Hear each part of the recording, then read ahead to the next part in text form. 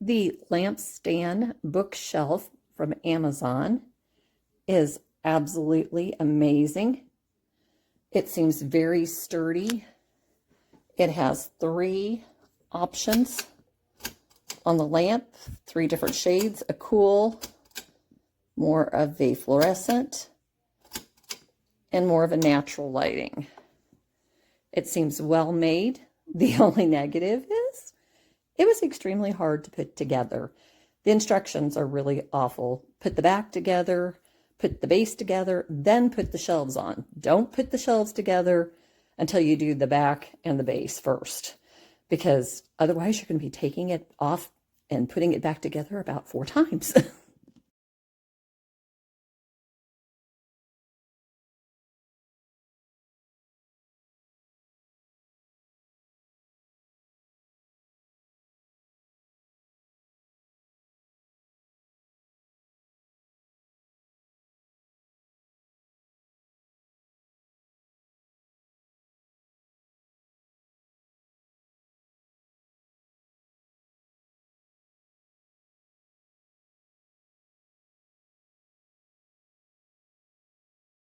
Well, I tried the pliers, and here's what happened.